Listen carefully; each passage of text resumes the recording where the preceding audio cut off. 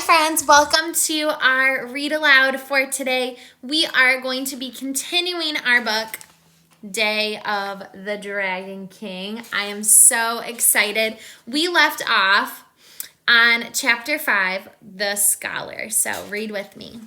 The Scholar. It's a book from our country, said Jack.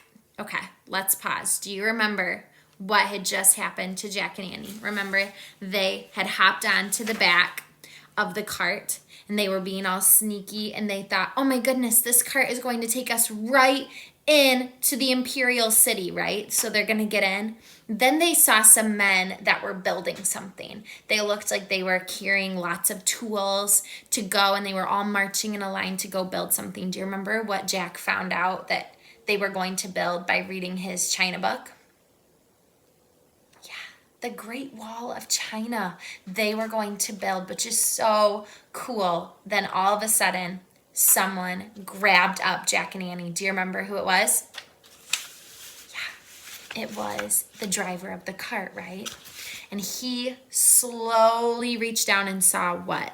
What did he see that Jack and Annie had? He saw the book, right? Okay, so that's where we've left off. Jack and Annie are in the back of the cart. The driver of the cart has just caught them and sees that they have a book. So I have a feeling that is going to be a little bit of a shock to this guy. So let's see. Chapter 5, The Scholar. It's a book from our country, said Jack. Your books are made of bamboo, but ours are made of paper, actually. Actually, your country invented paper, but later in the future. The man looked very confused. Never mind, said Annie.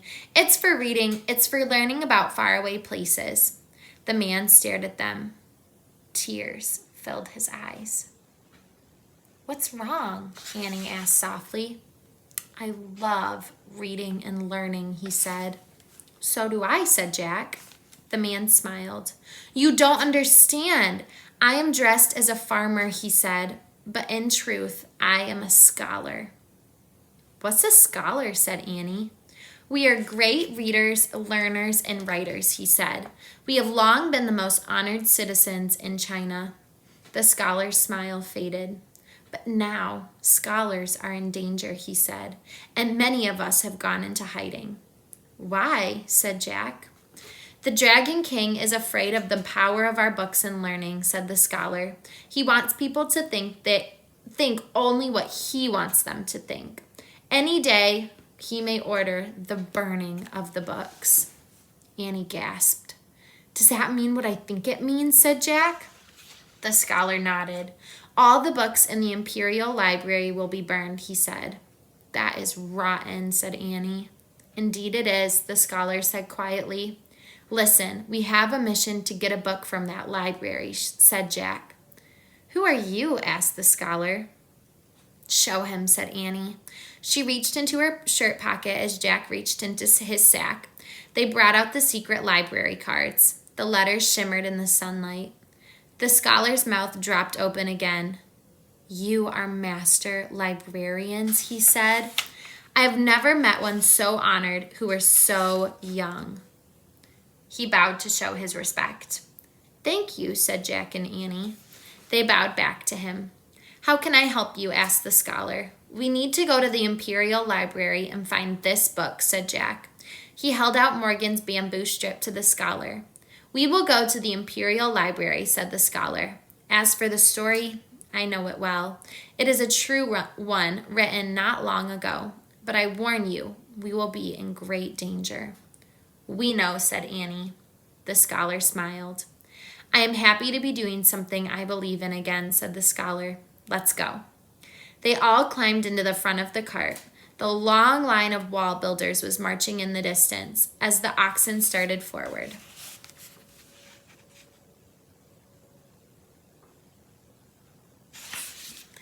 As the oxen started forward, the scholar turned to Jack and Annie. Where are you from? He asked. Frog Creek, Pennsylvania, he said. I've never heard of it, said the scholar. Do they have a library there?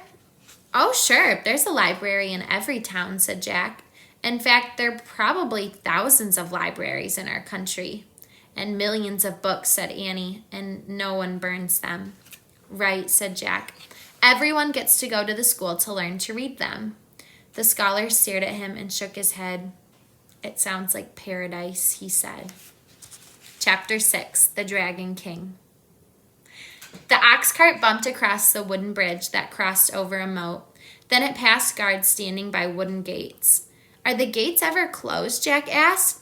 Oh, yes, every day at sunset, said the scholar. When the gong sounds, the gates close. The bridge comes up, and the city is sealed shut for the night. I guess visitors have to leave before that happens, Annie said, or they'll be stuck here for the whole night, right? Yes, said the scholar. The cart bumped between the city gates. Rows of small houses were bunched together on either side of the street. They were made of mud with straw roofs. People cooked over outdoor fires. They washed their clothes in wooden tubs. As the ox cart bumped along, the houses got larger. These were made of painted wood and pottery tiles. They all had curved roofs. Why are those roofs like that? Asked Jack. To keep away the bad spirits, said the scholar. How do they do that? Said Annie. The spirits can only travel in straight lines, said the scholar. Wow, whispered Annie. The cart went by some open tea shops.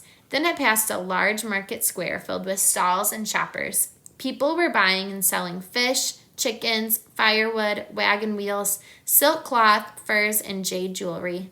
Some people were lined up at a stall filled with tiny cages.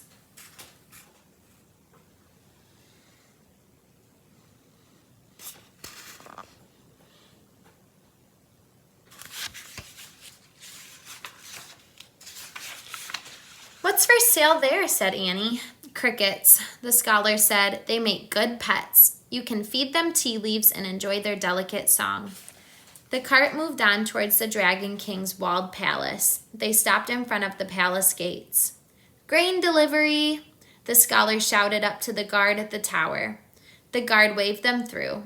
Inside were beautiful gardens and huge mounds of earth surrounded by a low brick wall.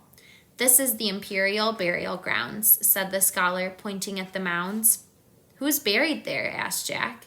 The ancestors of the Dragon King, said the scholar. What are ancestors? Annie asked. They are people in your family who lived before you, said the scholar. Someday the Dragon King himself will be buried there. 300,000 workers have been building his burial tomb. Oh man, said Jack. He looked over his shoulder at the burial grounds. He wondered why it took so many workers to build a tomb. No, said the scholar. Jack whirled around. What's wrong? He asked. The scholar pointed at the palace courtyard. A dark cloud of smoke was rising into the sky. Fire, said the scholar. The book, said Annie. Hurry, said Jack. The scholar snapped the reins. The oxen trotted up the stone path. When the cart rolled into the courtyard, soldiers were everywhere. Some threw wood on a huge bonfire. Others were carrying bamboo strips down the steep stairs that led from the palace. Are those books? Said Jack. Yes. The strips are tied together into different bundles, moaned the scholar. Each bundle is a book. Look, said Annie, pointing to the palace entrance. Stepping outside was a man in a rich, flowing robe and a tall hat. Jack knew him at once. The Dragon King. Dun dun dun!